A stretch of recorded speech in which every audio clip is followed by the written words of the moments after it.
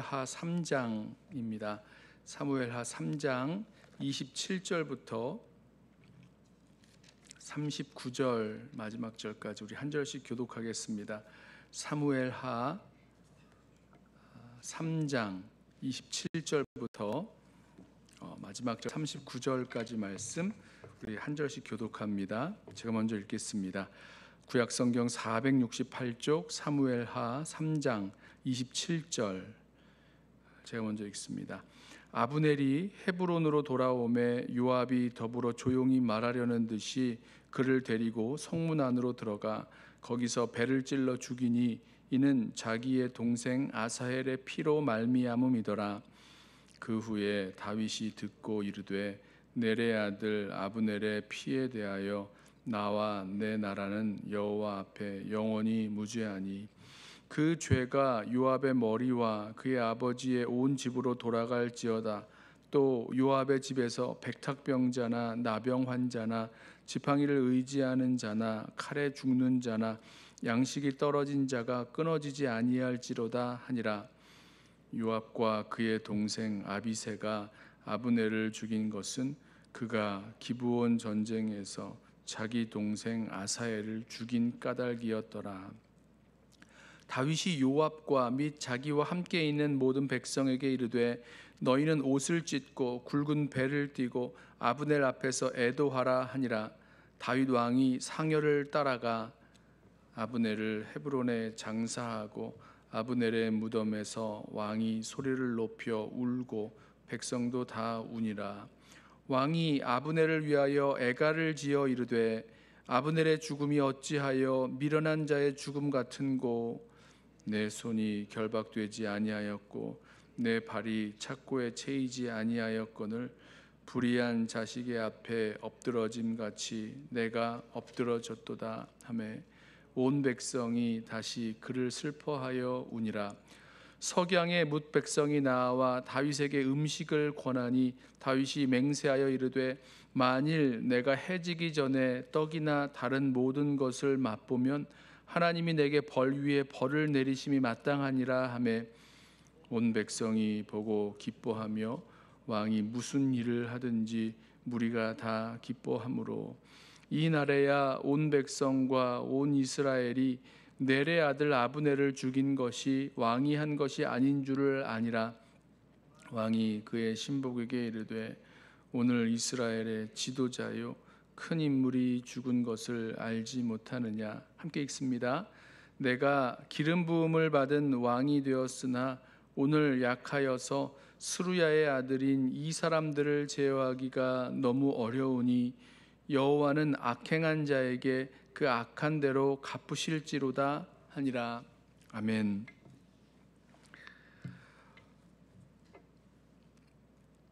어제 말씀에 이어서 이 요압이 이 전령들을 보내서 아브넬을 쫓아가 그를 헤브론에 데려오게 합니다.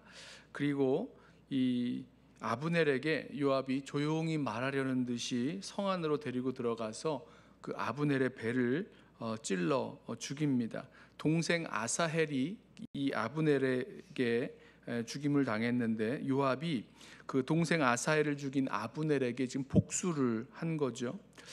요압은 이 아브넬을 죽이는 것이 당연히 해야 될 일이라고 생각했을 것입니다. 이 아브넬, 자신의 동생을 죽인 이 아사헬을 죽인 아브넬이 마땅히 받아야 할 그런 벌을 받는 것이라고, 자신에게 내 동생을 죽인 그 죄를 내가 갚아주는 것이라고, 어떤 의미에서는 정의를 실현하는 것이라고 생각하고 이 일을 했을 것입니다. 하지만 다윗은요 그렇게 생각하지 않았습니다. 다윗은 이 소식을 듣고 자신은 이 일에, 이 아브넬의 죽음에 대해서 아무런 상관이 없고 나는 무죄하다라고 밝힙니다. 그리고 이 모든 죄의 결과가 요압에게 돌아가야 될 거라고 말하면서 이 요압과 모든 백성에게 명하기를 아브넬 앞에서 애통하라, 아브넬 앞에서 슬피 울라 이렇게 명하였습니다. 자, 저는 말씀을 묵상하면서 이 다윗의 모습을 보면서 다윗이 보여준 이 모습을 본 요압은 어떤 마음이었을까? 분명히 다윗이 이 소식을 들은 이후에 나는 이 일에 대해서 상관없고 바로 이 요압에게 모든 죄의 결과가 돌아가야 된다라고 말하면서 다른 사람뿐만 아니라 모든 백성뿐만 아니라 요압에게도 아브넬 앞에서 애통하라 이렇게 말했던 그 모습을 보았을 때 이 요압의 마음은 어떠하였을까라는 생각을 좀 해봅니다. 그 자리에 가만히 있었을까? 아니면 그 자리를 박차고 나가진 않았을까? 뭐 그런 생각을 해보는데요.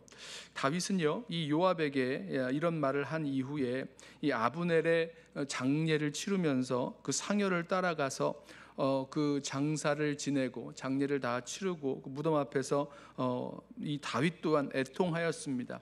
아브넬을 위한 애가를 지었고 그리고 그 애가를 듣고 모든 백성들과 함께 슬퍼했습니다. 날이 시간이 지나가자 이 석양에 백성들이 다윗 왕에게 음식을 좀 권하였지만 다윗은 이 음식마저도 거절하고 금식하며 이 슬픔을 표현했습니다. 자, 그리고 났더니 어떤 일이 벌어졌냐면 36절에 온 백성이 보고 기뻐하며 왕이 무슨 일을 하든지 무리가 다 기뻐하므로 이 날에야 온 백성과 이스라엘이 넬의 아들 아브넬을 죽인 것이 왕이 한 것이 아닌 줄 아니라. 자, 지금 다윗은요, 지금 이 아브넬의 죽음에 대해서 진심으로 자신의 슬픔을 표현하고 애통해하면서 이렇게 하면 되지 않는다라고 분명히 그 요압이 한 일에 대해서 이렇게 하면 되지 않는다라 안 되는 거라고 분명히 말을 했었죠. 그리고 그제서야 이 다윗이 진정으로 슬퍼하는 그 모습을 보고 난 후에야 백성들이 이제 알게 된 것이 이 아브넬을 죽인 것은 다윗 왕이 아니구나. 이렇게 볼 수 있잖아요. 다윗 왕이 요압을 이렇게 시켜서 이 이스라엘의 가장 큰 장군인 이 아브넬을 죽이도록 하였다. 뭐 이렇게 오해하고 또 예상할 수 있는데 그렇지 않은 것을 지금 다윗이 진정으로 이 일을 꾸민 것이 아닌 것을 알게 되었습니다. 그리고 나서 다윗이 그 신복에게 말하기를 내가 너무 힘이 없어서 이 스루야의 아들들 뭐 요압과 누굽니까 아비새와 또 아사엘은 이제 죽었죠. 이 스루야의 아들들을 내 말대로 이렇게 제어하기에 너무 힘이 든다, 어렵다라고 말하면서 다윗이 이렇게 얘기합니다. 그 3장의 마지막 절 마지막 부분에 여호와는 악행한 자에게 그 악한 대로 갚으실지로다 하니라. 이 다윗이 갖고 있었던 이 어떤 의미에서는 원수를 갚는 잘못된 일을 처리하는 그 방법에 대한 다른 모습을 보게 되는 거죠. 저는 이 말씀을 묵상하면서 이 요압과 다윗의 그 원수를 갚는 방법, 어떤 의미에서는 뭐 정의를 실현하는 방법이라 그럴까요? 이런 그 방법이 참 다르다라는 것을 보았습니다. 요압은요, 자기 손으로 자기 동생을 죽인 그 아브넬을 찔러 죽임으로 그 원수를 직접 갚았습니다. 보복한 거죠. 하지만 다윗은요, 평화적으로 이스라엘을 통일시키려고 했었던 일을 망쳐버린 그 요압에게 아무것도 하지를 못했습니다. 39절에 아까 말씀드린 대로 물론 이 요압에게 이 모든 죄의 결과가 돌아가야 된다라는 말도 했고 또 요압에게 이 아브넬을 죽였으니 아브넬의 이 죽음 앞에서 슬퍼해야 된다라고 말은 했지만 다른 것으로 뭐 요압에게 내가 이 아브넬의 그 죽음에 대한 그 대가를 요압에게 갚겠노라 하면서 뭐 요압을 죽인다거나 뭐 요압에게 어떤 벌을 내린다거나 이렇게 하지 않았습니다. 그러면서 했던 말씀이 바로 39절 말씀이죠. 하나님께서 그 악행을 행한 자에게 그 악행한 대로 갚으실지로다. 그러니까 하나님이 갚아주실 것을 기대하고 이 모든 것들을 맡겼다라는 것입니다. 참 다르죠.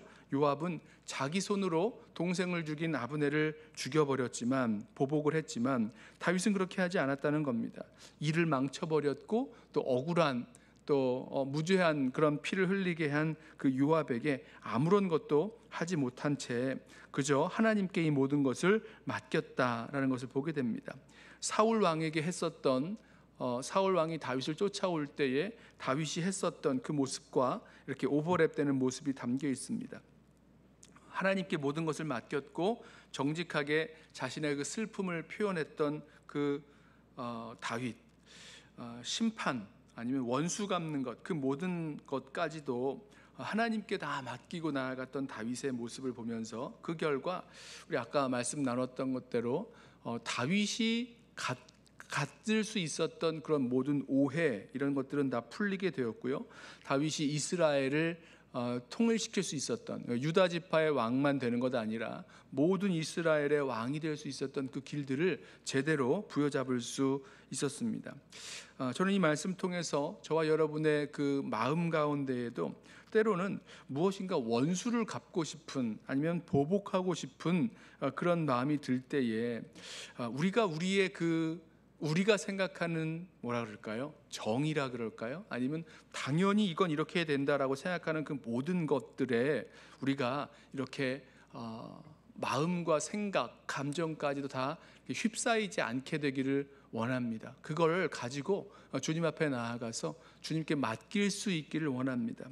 자, 오늘 이 다윗의 그 고백대로 여호와께서 악행한 자에게 그 악한 대로 갚으시기를 원한다라고 고백했던 그 모습 그대로 그 모든 것들 다 가지고 나아가서 주님께서 갚아주시기를 구하면서 나아가기를 소원합니다. 그럴 때에 진정한, 그러니까 하나님께서 이루시는 그런 진정한 정의가 이루어지고, 또 그것으로 말미암아 그 결과적으로 보았을 때 정말 다윗에게 필요했던 그 백성들의 마음을 얻게 되고, 또 이스라엘을 통일하게 되는 그 모습의 그런 좋은 결과까지도 얻는 것, 우리 바라보면서 정말 모든 것, 심판과 원수 갚는 것까지라도 다 주님께 맡기고, 또 정직하게 우리 자신의 그런 아픔과 또 슬픔을 표현하면서 살아갈 수 있는 저와 여러분 되시기를 예수님의 이름으로 부탁하며 축원합니다. 기도하겠습니다.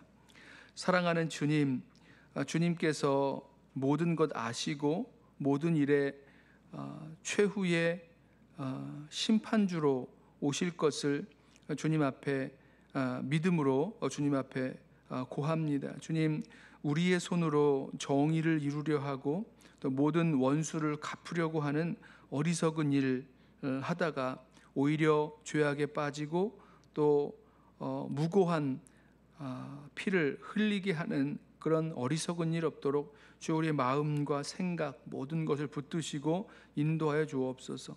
모든 것 주님께 맡기고 정직하게 우리의 슬픔을 아뢰며 아픔을 표현하며 살아갈 때에 그 결과 하나님께서 주시는 진정한 평화와 또 해결의 역사가 우리들 가운데 있게만 하여 주옵소서.